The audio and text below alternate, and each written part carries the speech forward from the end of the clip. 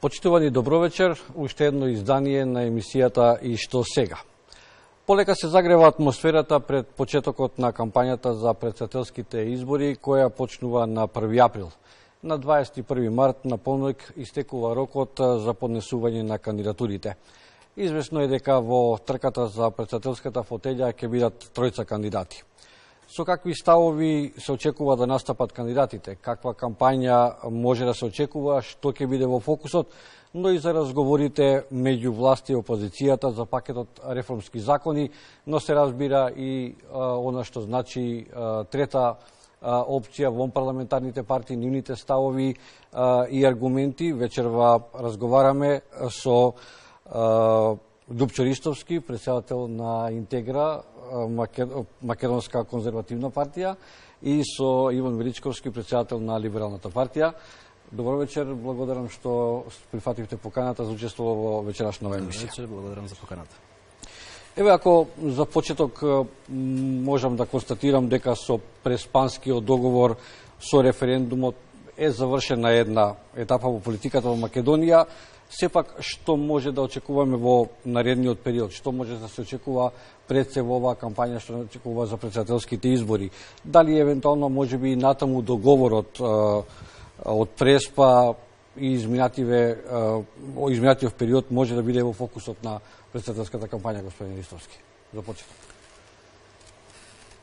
Па искрено да ви кажам, јас не очекувам нешто посебно од претседателски избори. Општото разочарување кај нацијата е на сцена. Јас повеќе пати констатирам дека нацијата е во една депресивна состојба, една општа незаинтересираност постои за политичките процеси во државата, особено што во претседателскава трка влегуваат кандидати кои што според мене немаат потенцијал да ја повратат надежта кај нацијата, да вратат нешто од достоинството на нацијата или да нацијата им поверува дека тие можеби се клучните фактори кои што во периодот што доаѓа ќе можат да направат некаква промена или некаков позитивен исчекор во однос на се она што се случуваше во предреферендумскиот период, по референдумскиот период, а еве и со промената на уставот со уставните амандмани.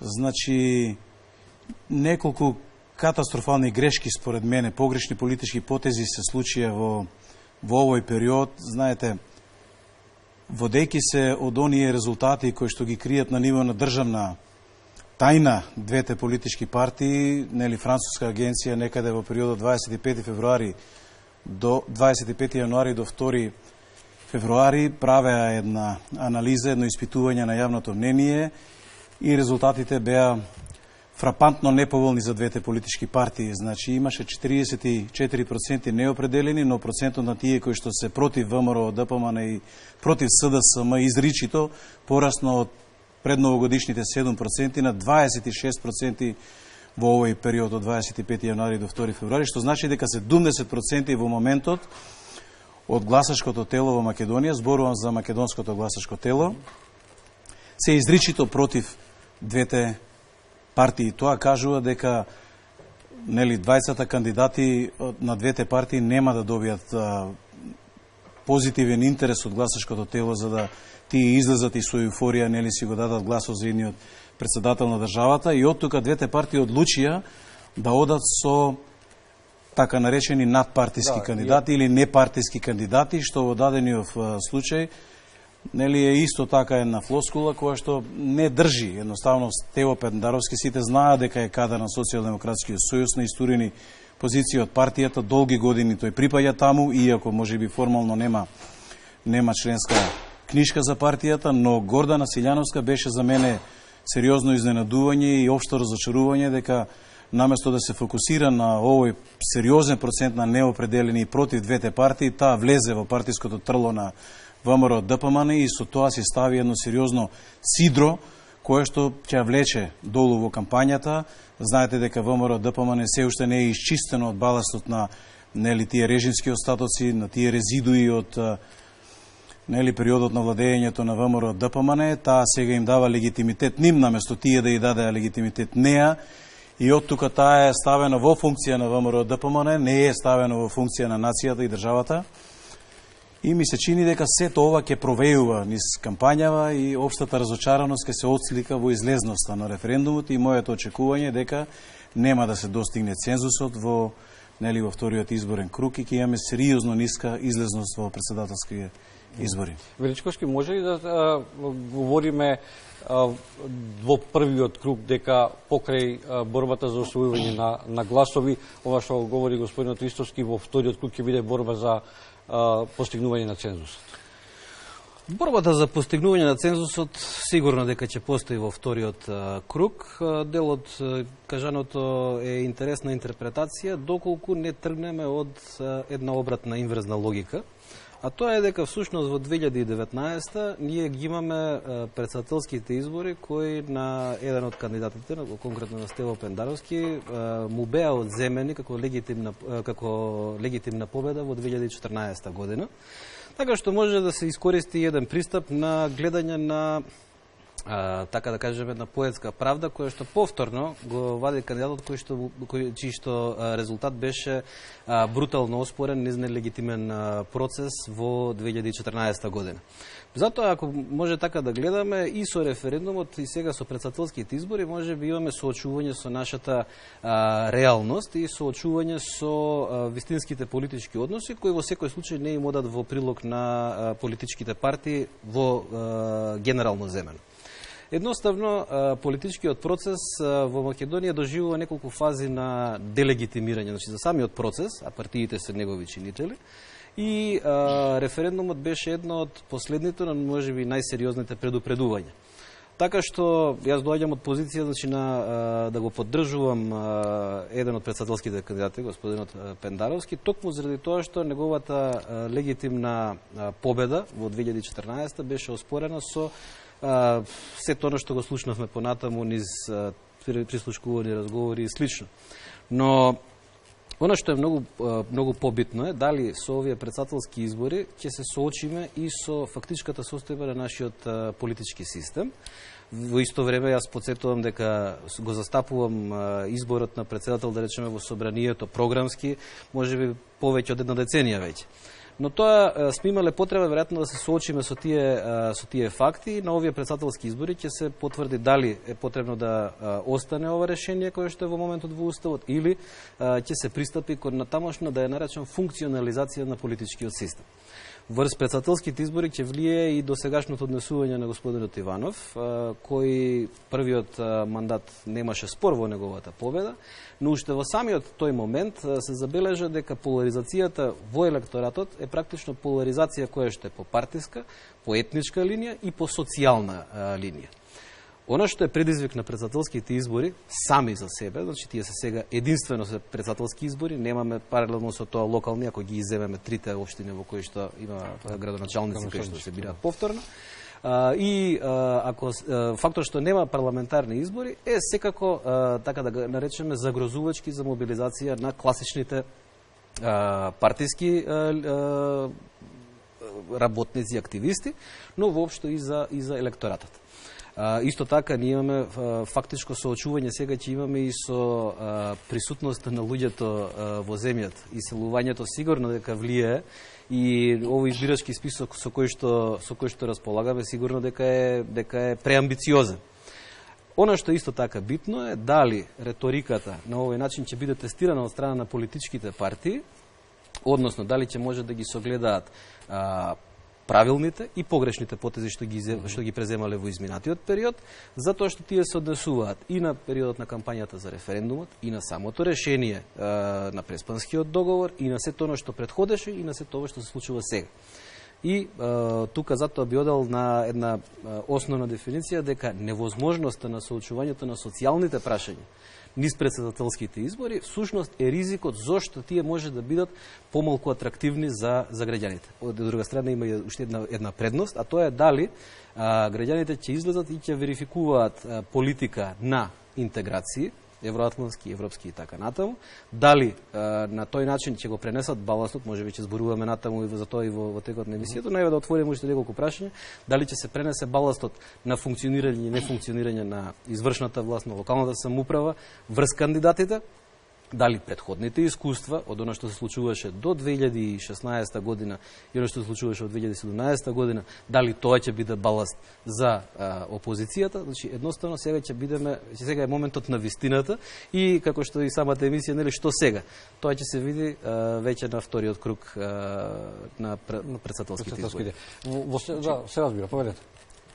Знаете, цензусот на овие претседателски избори, дали ќе биде постигнат или не смее да влијае на конципирање на политички систем или на модел на избор на председател кој што ќе го врати во собранието, како што многумина најавуваат. Тоа ќе биде погубно за самата институција. Таа и во оваа констелација, значи во вакви политички околности, има слаб авторитет. И сега наместо да го зајакнуваме авторитетот на позицијата председател, таа да биде сериозен елемент или сериозна компонента во тие checks and balances во системот, ние ќе одиме во спротивен правец и понатаму ќе потенцираме доминацијата на владата, која што е очигледна и врз парламентот и во претходниот состав и во сегашниот состав.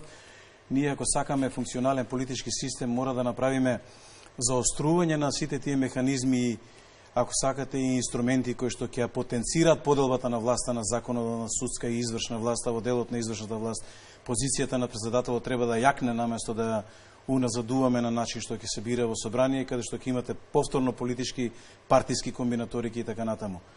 Мислам тоа дека е една позиција на ситуација на неумешност во изборот на кандидатите за председател и на самата позиција на председател. Председателската позиција треба ние да ја јакнеме во оваа држава, наместо да ја намалуваме. Ние сега дозволивме владата, извршната власт да биде таа која што доминира апсолутно и со судската власт и со собранието, ако сакате и со позицијата председател во претходниот состав на владата или на претходниот состав на парламентот. Претходната политичка карта, еве да речеме кога ВМРО ДПМН доминираше, ние не смееме да дозволиме председателот како позиција, зборуваме не како име и презиме, да го ставиме во ситуација да биде зависен од извршната власт, да биде зависен од тие партиски комбинаторики и така натаму. Че нас ни треба checks and balances во системот, нас ни треба контрола, нас ни треба влијание, нас ни треба дури и одземање на апсолутната моќ и авторитет на владата во сите овие сегменти на политичкиот систем. Ние мора да направиме темелен институционален реинженеринг ако сакаме државата да спасиме, ако сакаме да го спастриме системот така како што личи да функционира, а не да се уште ја намалуваме позицијата на или влијанието и авторитетот на позицијата председател. На теоретска основа, можем веднаш да ви одговорам, самиот се демантиравте два пати, не би сакал да ја водиме сега дискусијата околу тоа дали не треба председател избран непосредно или не, затоа што во моментот уставното решение е тоа. Инаку самите го дадовте примерот на Иванов и злоупотребата на извршната власт и со негов подпис, или, ако сакате, со негово недавање подпис во изминатиот период. Тоа е прва работа. Втора, парламентарната демократија не подразбира силен председател, така што не знам кои се овие политички теории или пракси за кои што зборувате, но не верувам дека демократијата во Германија, да речеме Грција, Албанија, ако не се лажам Унгарија, Австрија и така натаму, е послаба. Парламентарната демократија напротив, а таму председателите се бират во собранието. Да не ја водиме сега дискусијата на таа тема, затоа што ние немаме проблем со тоа дали се контролираат председателот и владата, туку ние имаме проблем што парламентот не ја контролира владата. Тоа е checks and balances, односно тоа е проверка и уравнотеженост, како што би се превело на македонски. Така што да не ја изместуваме темата на дискусија, да се вратиме назад на суштината. Оно што е можеби поголем проблем и кој што се однесува и на овие избори и воопшто се однесува на изборите во Република Македонија е губењето на авторитетот, но пред се на поривот за постоење на самите институции како што ги имаме поставено кај нас. Односно, тоа е затоа што луѓето не чувствуваат доволна гаранција дека институциите постојат за да го остваруваат она што е договорено со општествен договор, со самиот договор за формирање на државата од страна на граѓаните кои се носители на суверенитетот и не се идентификуваат низ тие институции, односно не ја добиваат потребната иницијатива од нивна страна. На крајот на криштата ние го видовме Иванов во неговото издание, да речеме во последната година дена. Пред тој во првиот мандат ние имавме председател кој што се занимаваше со калинкијади, кој што се занимаваше, не знам, со посети во поограничен круг, си намигнуваше со Обама и слично. Сега е поентата дали ќе имаме таков председател или ќе избираме председател на Републиката, кој што треба да биде дел од споделената извршна власт, или ќе имаме председател кој што може во еден период да биде и кочничар на некоја парламентарно мнозинство или некоја извршна власт. Но тоа зависи од структурата и од соодносот во собранието. Председателот на Републиката во овој момент е споделен дел на извршната власт. Подсетувам, ниту еден председател и влада не се меѓусебна контрола. Контролата се врши, бидејќи се дел од истата извршна власт. Туку контролата се врши од страна на законодавната, собранието, кон извршната власт, судската власт е независна, локалната самоуправа е независна, или тоа се другите сегменти на политичкиот систем. Затоа да се вратиме назад на основата, што може да произведат овие избори, какви се предизвиците, какви се ризиците и потоа врз основа на резултатите кои што ќе се добијат, сум слушнал на различни размислувања, дали ќе се менува устав, дали ќе се намалува цензус за излезност, дали има едното сврха, дали има другото сврха. Тоа се прашања за кои што ќе можеме да разговараме некаде таму по 5 мај. Значи, во услови на ова ниско ниво на политичка култура која што го има Македонија и која што во изминативе 30 на години дури е страутно уназадено од практикувањето на власта и на Социјалдемократскиот сојуз и нивните партнери и од страна на ВМРО ДПМН во изминатите изборни циклуси или кога владеја тие, апсолутно е потребно да има контролни механизми. Не е точно дека само парламентот е контролната власт или контролниот механизам за извршната власт. Не случајно му е дадено правото и по устав на председателот да подпишува или да враќа закони на доработка и така натаму. Значи има контролни механизми, има контролни функции, елементи, компоненти кои што ние треба да ги јакнеме. Не може ние да дозволиме да здисува владата како што беше периодот на ВМРО ДПМН или како што е сега периодот кога е СДСМ. Ние сега имаме здисана влада, никој не ја сопира. Таа апсолутно има механизми со кои што влие врз собранието, влие врз пратениците, ги оценува, влие врз судовите, става во притвор, ослободува притвор кога сака, што сака. Нас ни треба зауздување на извршната власт, односно на владата ни треба. Ние имаме политички систем во кој што сите влади до сега биле аздисани. Сите се страутно корумпирани, сите брцаат во буџетот и во джебовите на граѓаните кога ќе им текне. Едноставно ние имаме влада и имаме модел на владење и каде што извршната власт буквално е незауздана. Ние немаме механизам и немаме елементи во политичкиот систем кој што ќе ја држи зауздана владата. Местото на владата и е настрана да биде неприметна, да не им се товари на граѓаните, да не им биде јарем на граѓаните, да не биде јарем на парламентот, да не биде јарем на судството. Нас ни треба ослободено судство, нас ни треба ослободен парламент да делува. Како ќе го направиме тоа? Само со флоскули? Само со демократски заложби? Ние мора да најдеме системски механизми, системска интервенција. Не велам дека е исклучиво тоа позицијата на председателот, но ние мора да најдеме внатре во политичкиот систем начини, механизми, инструменти со кои што ќе направиме строга контрола. Не е проблем, можам јас да зборувам и долго и гласно на владата. Ако сакате така, јас ве разбирам. Значи, поентата е што ние имаме апсолутно аздисана влада. И во време на ВМРО ДПМН и во време на СДСМ. Значи, подршката за председателскиот кандидат е една работа. Јас не ја поддржувам, значи ние не сме коалициони партнери со владата, така што сега дискутираме на основни прашања. И знам дека тука е трикот сега, ама не треба да ги гледаме работите така. Ние имаме можност овдека да кажеме све и за сегашната и за минатата власт и све што ќе го кажеме веројатно е точно. Тука е проблемот што ние во меѓувреме контролните механизми не ги градиме врз основа на персонални симпатии кон некого или претходна поддршка што било давана и слично. Ама тоа се обидува Социјалдемократскиот сојуз да го направи. Вие велите дека Иванов правел вакви грешки и онакви грешки. Од каде знаеме дека тие се грешки според перцепцијата на другата страна? Едноставно јас го кажувам тоа што јас го мислам. Што е легитимно, го избрал народот, станал председател, тој има легитимно дури и грешки да прави.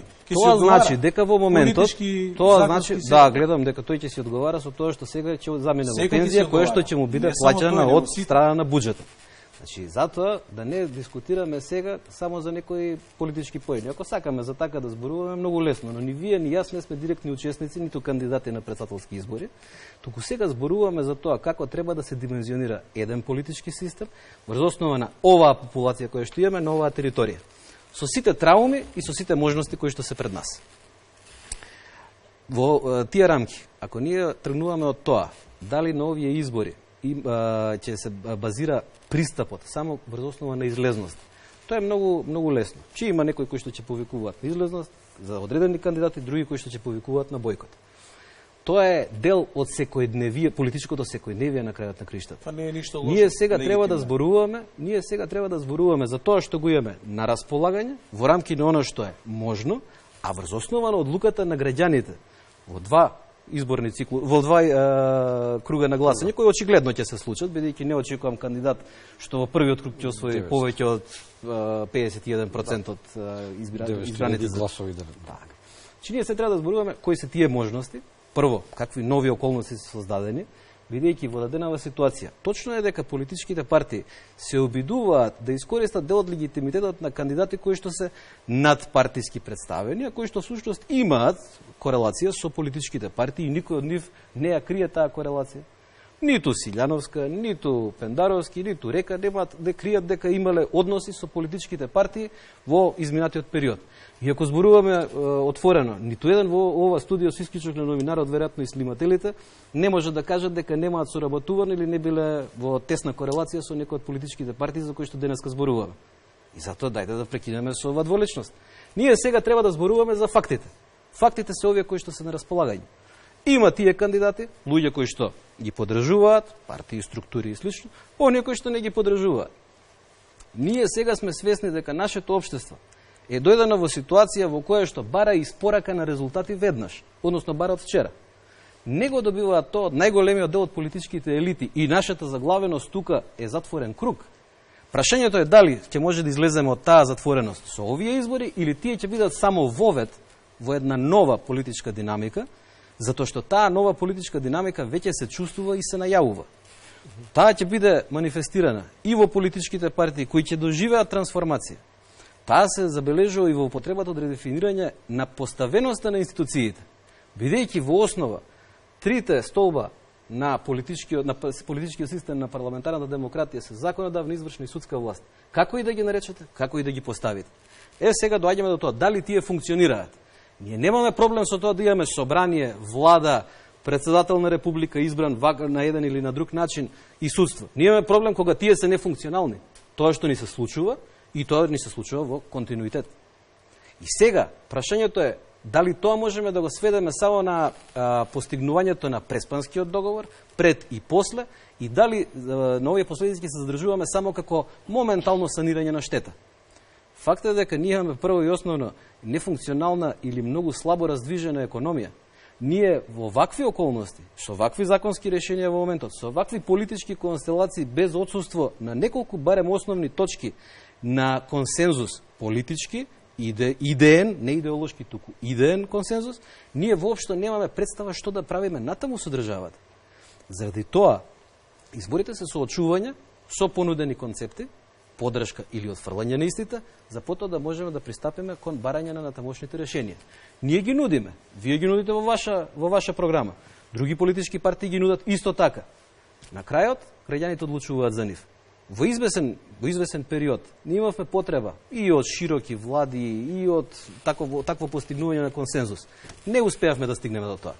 Да се надеваме дека созревањето ќе биде до таму да сега стигнеме да можеме да се договориме за основните принципи на функционирање на државата. Извинувам ако сум Не, во ред дискусија си е тоа, само на дополнување на ова што говориме во однос на ставовите. Значи ли тоа дека во главна улога повторно ќе бидат политичките партии, имајќи предвид дека кандидати за председател со одредени ингеренции на председателот и тука повторно да биде опозицијската ВМРО ДПМН да вели да напаѓа во однос на економската политика одредени ставови, од друга страна пак да се брани владата. И тогаш да имаме судар повторно на двете партии на овие председателски. Тоа е во суштина сршта на демократијата, значи тоа е тој парламентарен систем, тоа е тој компетитивен модел на доаѓање на власт на избори и така натаму. Политичките партии секогаш ќе бидат вклучени, но прашањето е како да го позиционираме политичкиот систем кој што ќе го вади најдоброто од нацијата, кој што постојано ќе изнедрува нови политички сили, кој што ќе имаат нови вредностни идеологии, кои што ќе добијат фер и еднаква шанса да настапат во политичката битка на едни фер, демократски избори и така на тоа е тој партиципативен, компетитивен модел на демократија. Политичките партии секогаш ќе бидат тие, но вие мора да се борите како систем, ако црно-белава слика и црно-белиот филм 30 години, 3 децении, ни отиде во неврат животот со те едните, те другите. Никој не даде додадена вредност во општество, никој. Ние треба да направиме и изборен модел во кој што сите ќе добијат под еднаква шанса. Ние ќе треба да испровоцираме како гласачко тело, како нација, како граѓани на оваа држава, да испровоцираме модел во кој што ќе се разигра политичката карта во Македонија. Вие имате постојано исти ликови веќе 20-30 години во политиката во Македонија, исти рутини, исти навики, иста глупост на политичката сцена во Македонија. Од тому ние назадуваме 30 години. Ние не го ослободивме системот да го произведува најдоброто од нацијата, да го вади на површина во политичката карта најдоброто од нација. Ние се уште имаме политички партии кои што немаат своја идеологија, владеат веќе 3 децении во Македонија. Ниту ВМРО ДПМН има конзистентна идеологија, ниту Социјалдемократскиот сојуз има своја идеологија. Тие имаат турлитава идеологија едноставно. Семето кое што е сеено во политичкиот систем овие 3 децении е лошо семе. И еве гледате дека постојано кукол никнува наместо да никнуваат плодови. Ние немаме среќни и задоволни граѓани во држава. Ние имаме лица со наведнати глави, ние имаме разочарани лица, депримирани лица кои што 15 години одат 15 дена во месецот одат исправено, втората половина од месецот не може да ги задоволи потребите на семејството, одат со наведната глава, не може да ги остварат амбициите на своите деца, одат депримирани, разочарани и тонат во животот. Ние не успеавме да испровоцираме најдоброто од нацијата. И сега ние од страна вака го гледаме, ке речеме, па чекај, па СДСМ и ВМРО ли се најдоброто од нацијата? Апсолутно не се. Штом не дава некои резултати, вие треба да го смените. Одете Моринјо, нека изгуби 3 утакмици едно по друго, веднаш го менува управата. Завршена е темата. Нацијата мора да се научи да ги менува политичките играчи на политичката сцена. Точка. Тоа е компетитивен и партиципативен модел на демократија. Ние мора да трагаме по најдоброто од нацијата. Мора да даваме шанса на еден, на друг, на трет, на пет. Системот мора да го ослободиме да функционира. Гледате дека едниве доаѓаат на власт, крадат, другиве доаѓаат на власт, крадат и градат, и тоа станува ментален склоп на нацијата. Ние тој круг волшевен мора да го прекинеме. Тој Гордиев јазел мора еднаш да го скинеме.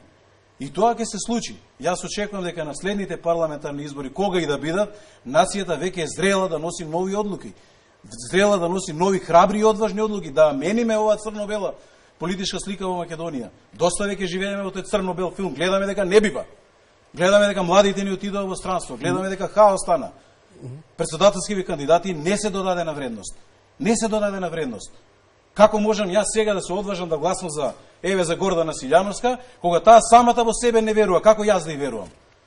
Ако таа самата во себе веруваше, ќе излезеше на пресконференција, ќе се најавеше како кандидат на Република Македонија за председател, ќе ги собереше 10.000 подписи и ќе чекаше недела до 2 ВМРО ДПМН на пресконференција да прифати како кандидат.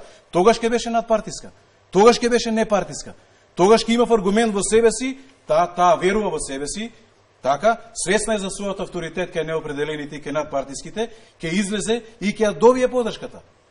Вака таа не веруваше во себе, влезе во партиско трло, тие да ја предложат за кандидат, тие да ја соберат 10.000 подписи и сега очекува јас да ја верувам или овие 70% да ја веруваат. Па нема никој да ја верува. Едноставно си го продаде авторитетот за безпари. Да, особено што и кај едниот и кај другиот кандидат шефовите на изборните штабови се од највисокото партиско. Да, тоа е фактичка состојба и тука нема зошто да ги криеме тие факти, тие се видливи за сите. Иако сега ако одиме на еден нихилизам, тогаш зошто формираме политички партии, па ајде да не формираме политички партии, ќе собираме подписи и ќе се кандидираме како независни. Се може да се најде и за и против. Ние имаме политички систем кој што во моментот е тој кој што е. И тоа не е партиски, него зборам за политички систем. Партискиот систем е граден, ќе ве сослушам после, не ви е извинете. Во дадената ситуација, ние имаме кандидати кои што се поставени. И тие се поставени со поддршка од политички партии и со подписи. За мој вкус, подписите беа непотребен екзибиционизам, но тоа е за мој вкус. Прва работа. Второ, ние можеме овде да се изборуваме колку сакаме за тоа каква е состојбата. А што мислиме дека ние откриваме топла вода ако кажеме се тоа што ќе го наброиме, дека ова не чини, тоа не чини, тоа не чини? Луѓето тоа многу подобро го знаат и веројатно оние што не исклучиле до сега викаат: добро бе луѓе, што ми кажувате нешто што веќе го знаеме.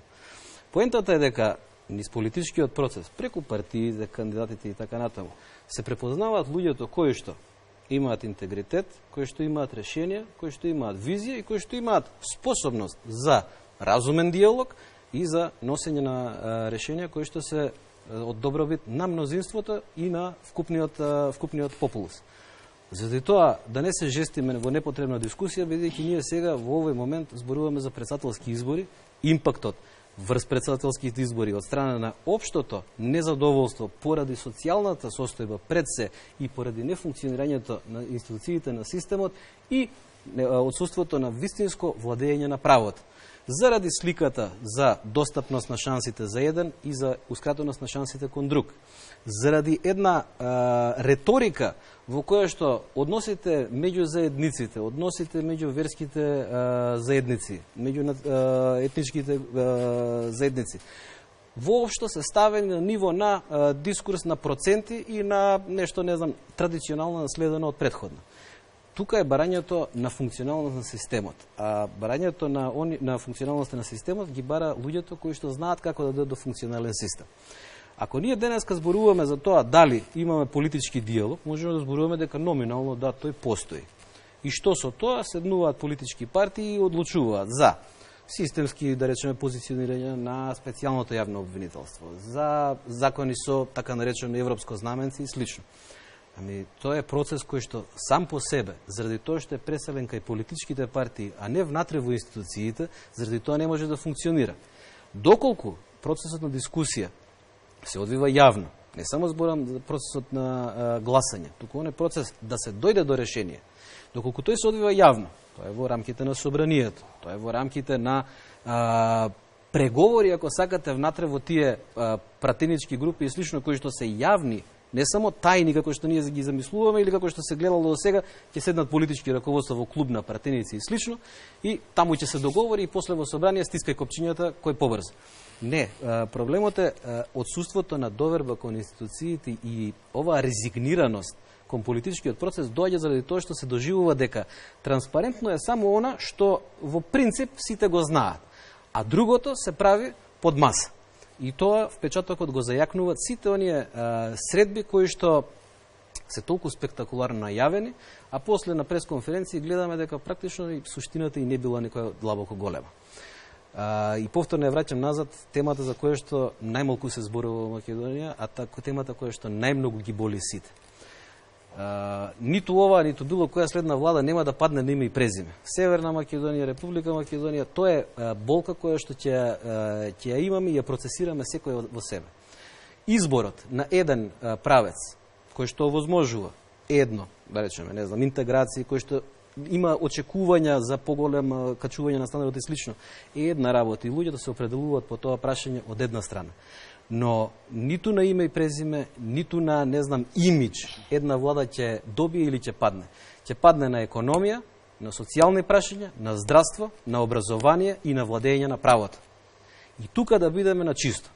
Председателските кандидати веројатно ќе го носат товарот, тоа го кажав и минатиот пат, ќе го носат товарот на тоа што партиите кои што ги поддржуваат или личностите кои ги поддржуваат направиле во претходниот период или прават во моментот.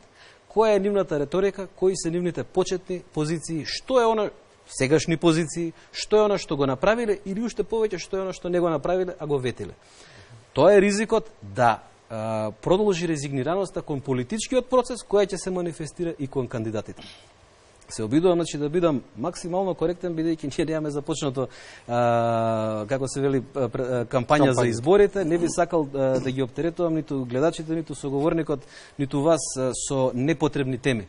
Но ние во овој момент можеме да помогнеме, како партии кои не се во парламентот, кои не се во извршната власт, кои не ја поддржуваат на крајот на криштата владата, ние имаме можност да учествуваме во креирањето на амбиент кој што ќе ги отвори вистинските прашања. А нашата, она што ќе го манифестираме како решение и слично, тоа ќе биде во кампањата во која ќе учествуваме како субјекти кои се борат за позиции. Јас нагласувам. Мојата поддршка за Стево Пендаровски постои, таа е јавна.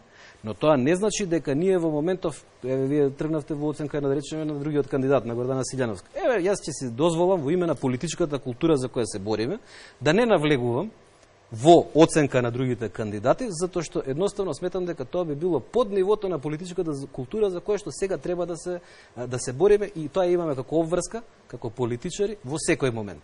Од нашиот јавен збор од нашето јавно кажано нешто, од нашата заложба, оценка и слично, многу зависи каков ќе биде и дискурсот и темпото на водење на разговорите за прашања кои за некого ќе бидат битни, за некого помалку. Штом се напатили да излезат на јавната политичка сцена и да се кандидираат за претседател на државата, и те како ќе подлежат на критичка обсервација на јавноста, во политички дебати, на останатите политички партиципиенти и така натаму. И со тоа, мислам, ќе се соочат сите, и тоа е една нормална и легитимна процедура во политиката. Тоа е еден нормален момент во политиката. Значи, дури ќе се навлегува, тоа западните просперитетни нации добро го знаат, и во оценка и преоценка на личноста која што е кандидат за претседател и така натаму. Така да е сосема легитимно ние да се занимаваме со предложените кандидати, кои се, што се и какви им се нивните перцепции и гледања, затоа што утре тие треба да водат државата, така. Тие се лицето кој што ќе представува државата надвор. Иначе, на престојните парламентарни избори, социјалниот момент воопшто нема да биде тема. Овој народ претрпе длабока травма во идентитетскиот момент. Овој народ, ако можете да приметите, ниту членството на Социјалдемократскиот сојуз, да не говорам за ВМРО, ДПМН и за останатите неопределени, се израдуваа на одлуката за влез во НАТО? Не. Направија јавна прослава? Не. Значи, опште тонусот паднат на нацијата во државата. Значи, ние ова го чувствуваме, внимајте, политичарите треба да видат перцепцијата од надвор, да погледнат малку од повисоко, да не се однесуваат како некој што од првите дрвја не може да види шумата. Шумата покажува дека нацијата е во депресија, во тешка разочараност, и ова идентитетско назадување, оспорување и негирање секојдневно, ова стралтно безобразна политика на владата да јавно не се дрзне ниту еден министер, ниту премиерот да го употреби зборот Македонија. Мислам, шо ви кажува тоа? Нацијата има отворена рана, нацијата крвари во моментот, не знам како не може другите да го видат тоа. И тоа ќе ги одлучи и претседателски избори, тоа ќе ги одлучи и идните парламентарни избори. Значи, Социјалдемократскиот сојуз се стави сериозно сидро, сериозно бреме. Нацијата никогаш нема да му го заборави на Социјалдемократскиот сојуз ова. Еднаш му прости за криминалната приватизација, кога 200.000 стечеци остави на улица, кога бројни семејства доживеа крах, кога имаме извореден раст на самоубиства во државата. Нацијата го преболи тој момент. 2001 ја преболи нацијата. Но ова, кога му дирнавте во идентитетот и достоинството на македонскиот народ, ова никогаш нема да биде преболено, запамтете ми го. Никој пат овој народ нема да го прифати она што владата и Заев, премиерот, постојано го велат Северна Македонија. Не е проблем географската одредница на името. Проблем е што позади тоа, со политиката на скриени намери, тие ја орнисаа придавката македонски. Го зема правото на овој народ надвор да се нарекува македонец. Го зема правото на оваа држава надвор да се представува како Македонија. Тоа е страшна работа. Тоа е отворена рана која што крвари кај нацијата. Срцата на нацијата крварат. Не знам како не можете да го видите тоа. И тоа ќе го видите, јас тврдам дека на овие претседателски избори ќе се почувствува. Ниту излезност ќе има, ниту некој ќе добие, ниту цензус ќе има, ништо нема да има. Таа општа разочараност ќе се преслика на претседателски избори, но понатаму, следете понатаму. Тие ќе мора да распишат нови избори. Ќе мора да распишат нови избори. Тоа значи дека на есен, сослушајте ме, ќе мова. Не, немам намера да се слушам, затоа што вие се обидувате. Нема, јас ве сослушав, ќе имате намера. Кога ќе кажете дали ја поддржувам владата или не. Есен, до тогаш нема да ви дозволам натаму да продолжиме. Се обидувате да се проектирате. На есен ќе има нови парламентарни избори каде што Социјалдемократскиот сојуз и сателитите партии околу него ќе си доживеат дебакл како што не е видена политичка сцена во Македонија. Легитимна определба. Памтете ми го зборот, ова нека звучи како политичка позиционирате било каде.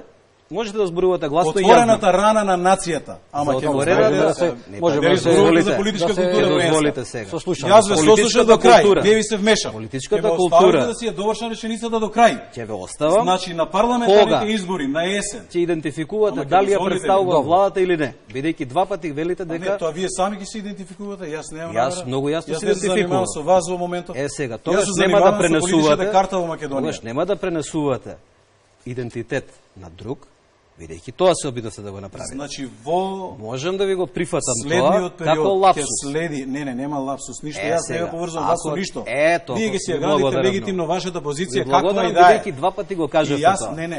не сум алудирал на вас, не знам што вие. Не, воопшто не реков дека лудирате. Не, вие јас на директно вас го воопшто кажавте не тоа. алудирав и не сте ми тоа е- предмет на обсервација во моментот. Одлично. Предмет на обсервација ми е периодот кој што ќе следи на парламентарните избори. Значи нема социјалниот Ви го момент да определи прифаќам, ви го прифаќам ово Значи објаснување, политичката продолжете. карта, но ќе ја определи ова рана која што крвари во нацијата. Така е. Значи кај нацијата ние веќе имаме проблем. Така е.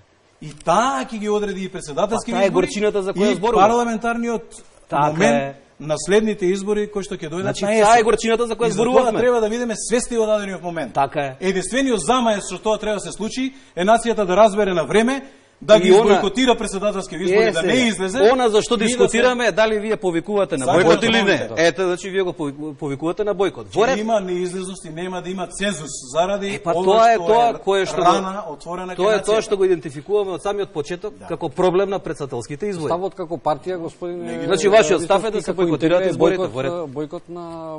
Па видете, за мене председателските. бойкот е груб збор во принцип, значи неизлезноста е изразност на политички став. Во ред. Значи ја очекувам дека нацијата нема интерес да избере кандидат кој што не и нуди надеж дека има сила или дека може нешто да промени во услови кога се врзаа за партии. И тоа за истите партии кои што ја гаат ова црно-бела слика 3 децении која што јурни се и нацијата и државата. Тоа е нашиот став. Јас тврдам дека ние немаме име и презиме со авторитет кој што може да врати надежта на нацијата. И од тука природно е, ако немате избор, да не излезете да гласате. Тоа е легитимниот момент. Тука сметам дека ќе се направи една штетна, така да кажам, проекција, бидејќи има многу во политиката што се замислуваат да тргнуваат со месијанство, пророштво и така натаму, и во ред е доколку се доаѓа од Вие на мене алудирате религиозни... нешто или? Не, ама се препознавте изглед. Не, Добро. не, јас ве прашувам. Не, зашто да алудирам, не сте ми вие предмет на обсервација. Во таквата ситуација, ние доаѓаме до состојба во која граѓаните ќе изберат, и јас јасно кажав на самиот почеток, дека ризикот на преземањето на бремето на се што е направено, всушност ќе се одрази врз целокупната председателска кампања. Таа се одразува и во вокабуларот кој што е користен преку Facebook статуси, преку слично, во која што една партија повикува на поддршка од едни, друга на поддршка од други. Значи, таа поларизација е случајна. Таа поларизација која што тргна во политички рамки, во партиски рамки, сега оди веќе во поларизација во политичка смисла, оди во етничка поларизација. И еден од обидите за премостување на тоа беше и кандидатот на Социјалдемократскиот сојуз да ја добие нели поддршката и од партии на албанците. Но во дадената ситуација повторно се враќаме назад. Дали партиите сами како такви се доволни да овозможат еден политички процес кој што е потребен да се случи и да се завршат изборите.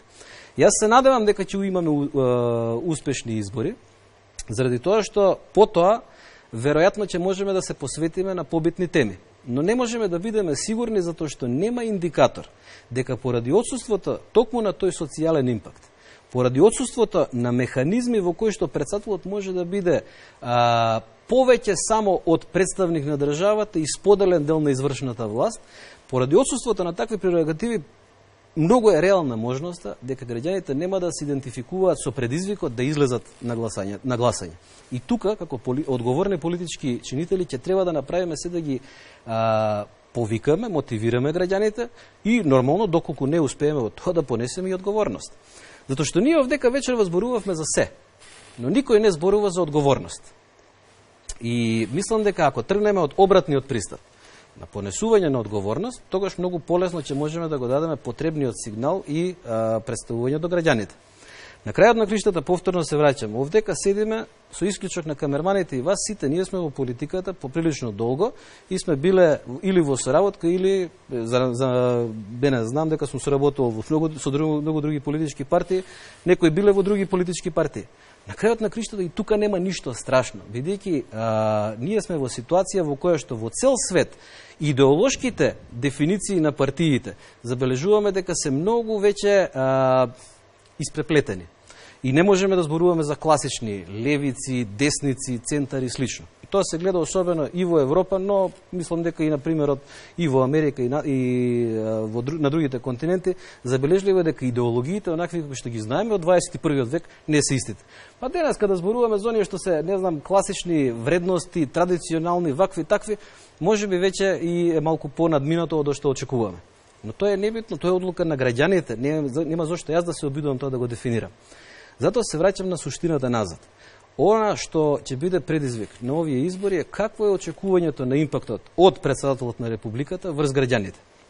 Да подсетам, ние забораваме веројатно овдека дали сакаме да забораваме или не, председателот има и тоа какви ингеренции на индиректен начин да влијае во економијата.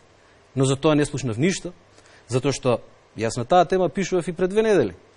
Председателот на Републиката низ именувањето на гувернерот има и тоа какво влијание врз економската политика, врз макроекономијата може да влие, преку гувернерот се влие, сакате, од девизен курс до поставување на многу економски, а и социјални параметри во земјата. Значи, тоа се е нешто што председателските кандидати ќе треба да го согледат во своите програми. И ако ние сакаме да кажеме дека тоа е една така личност која што нешто ќе си седи на водно и ќе лови верверички, мислам дека е погрешно. Дали до сегашниот председател тоа така го манифестирал, тоа е друга работа. Но системски, председателот на Републиката има улога. Јас ви кажав во старт, јас сум се залагал за друго решение. И ако денеска зборуваме, па сигурно дека ќе направиме и дистинкција дали Киро Глигоров во првиот мандат и Киро Глигоров во вториот мандат се истите председатели. Биран на посреден начин, во собрание, имаше многу поголем импакт врз државата и општеството, од што кога беше избран непосредно. И тоа се примери. Но од друга страна, го имавме председателот Борис Трајковски, кој што остави позитивна трага, иако, значи, избран на непосредни избори, кои што беа и тоа како проблематични да се подсетиме, каде што имаше и насилство и слично, но тоа се случи, тоа македонската демократија го има преживеано, се надевам и надживеано. И конечно, председателот на Републиката сега ќе има и тоа каква улога во спроведувањето и елиминирањето на некои од слабостите кои што се јавени низ толкувањата на Преспанскиот договор. Се тука ќе бидам многу внимателен, бидејќи е многу лесно да се расфрлам и со флоскули и со тешки зборови. Јас затоа тука ќе кажам дека председателот на Републиката ќе има можност да влијае врз адекватното спроведување на Преспанскиот договор, така што сите овие чувства на загрозеност кои што се јавуваат ќе треба и ќе може да бидат надминати. И тоа нема да биде само за внатрешна употреба, нели да се чувствуваме македонци само во Македонија, туку тоа ќе си биде прашање кое што успешен председател на Републиката, кој што знае да направи и добар мост меѓу политичките партии, и добар мост кон соседите, и добар мост во меѓународната заедница, ќе може да го менаџира. Македонија има и ќе има луѓе кои што ќе можат да излезат пред предизвиците, да се справат со нив. На крајот на краиштата и вечерва почнавме, можеби потеоретски, влеговме во дуел, одиме сега на наоѓање решенија. А што е друго е политиката? Ние да мораме да им кажеме на луѓето дека кои ќе излеземе од ова студио не излегуваме како непријатели, туку сме излегле како луѓе кои што овде понудиле визии, решенија, ставови. А вие сте биле љубезни да не, или сте имале среќа да не поканите, а дали гледачите тоа како ќе го оценат, тоа е друго прашање. Ајде да не претарам јас сега со... Да.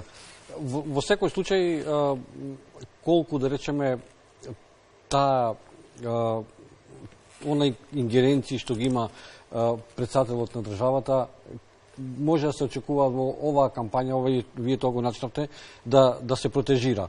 Сме знаели изминати периоди, изминати години, циклуси, постојано да биде, не знам, името, надворешната политика, тоа се во секој случај ингеренции на председателот во тие, но како да постојано тоа било во фокусот. Може сега ова што го говориме да биде и економијата тежиште? Колку системски има доволно елементи председателот да има авторитативна или авторитетна позиција во општеството, толку и системски и нема.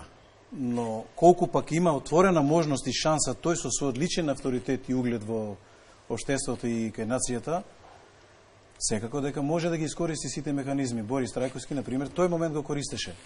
Значи, тој е врховен командант на вооружените сили, значи има сериозни ингеренции во тој дел.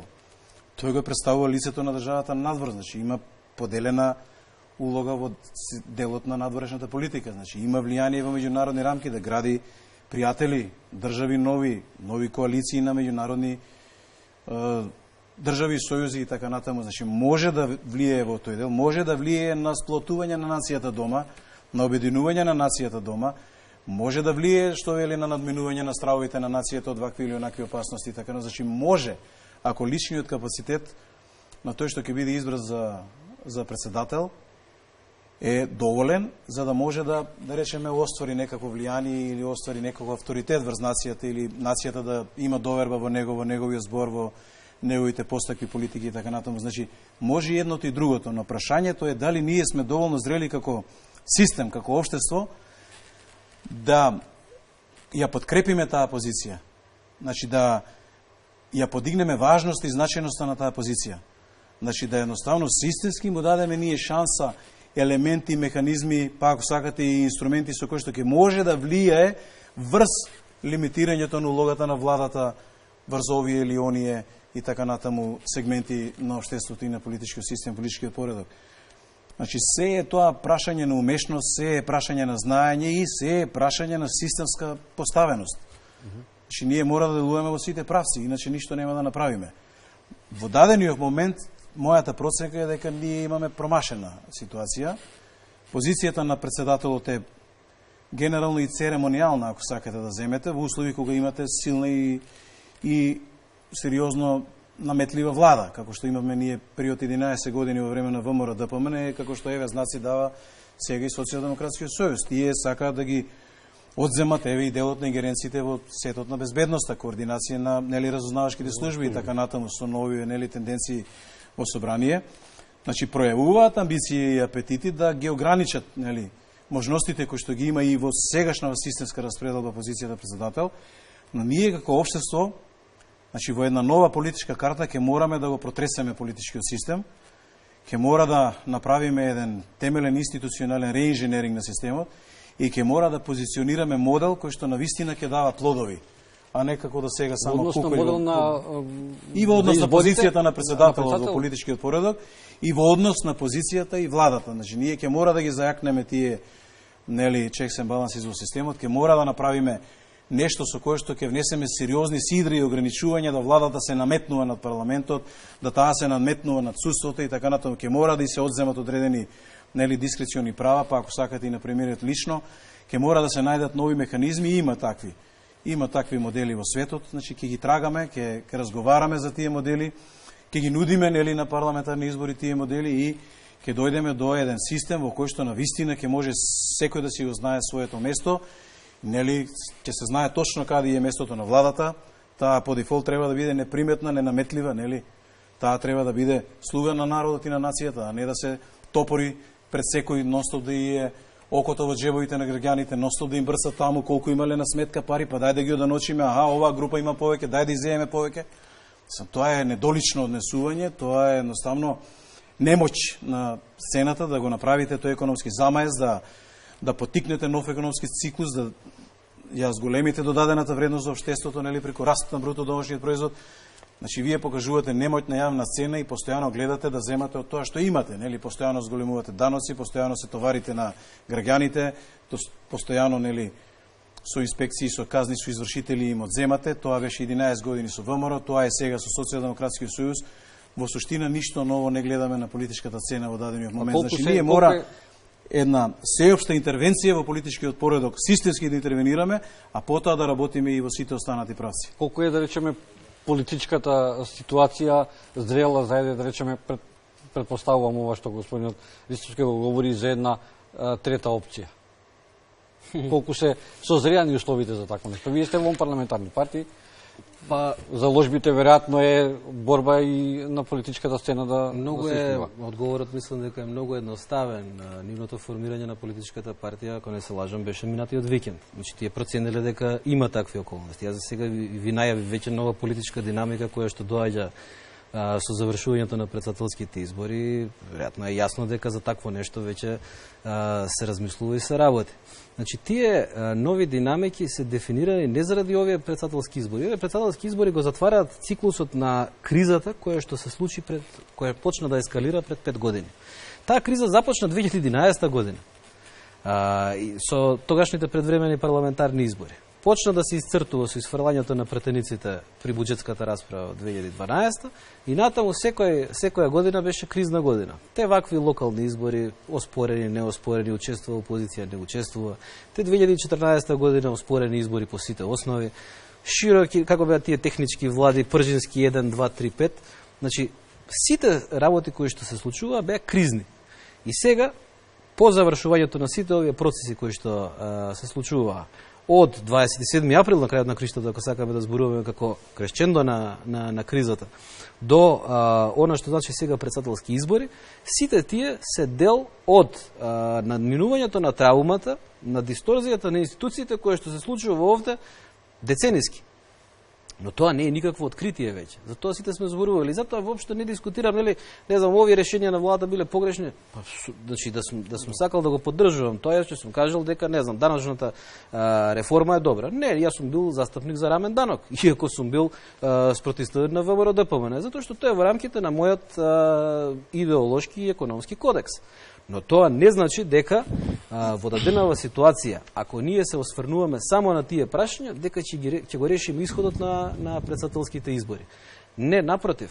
Луѓето се многу добро свесни за тоа што се случува. Потврлањата во економско-социјалната зона се потврлања кои што многу политички партии сакаат да ги камуфлираат или да ги приграбат, ветувајќи само се ќе биде подобро.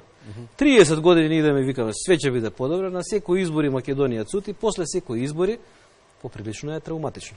Заради тоа, мислам дека одговорно е да се кажат работите онакви какви што се. Политички можеби нема секогаш да биде корисно, но може да биде многу корисно за граѓаните, доколку се застане за одредени решенија и доколку тие решенија имаат одржливост, имаат применливост и на крајот на криштата барањето на решенија за подобрување на политичкиот, економскиот и сите системи внатре во една држава е перманентен процес. Тоа не е нешто што сега започнува, со една партија ќе започне или со едно гостување на телевизија и готово го решивме проблемот. Не, тоа е перманентен процес во кој што секој треба да се вложи онолку колку што може.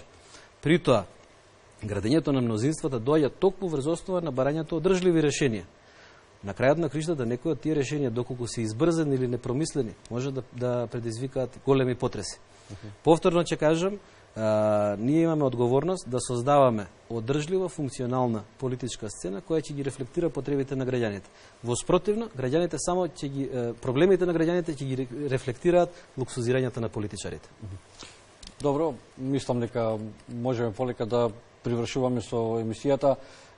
Ви благодарам за учеството во вечерашната дебата. Се надевам плодна дискусија на одредени моменти. Не значи дека ако се спротивставени ставови сосема е разбирливо и во една ваква дебата да ги сочиме ставовите како две политички партии. Уште еднаш ви благодарам за учеството во вечерашната емисија. Вам, почитувани гледачи, ви благодарам на вниманието. Останете со програмите на Македонската телевизија.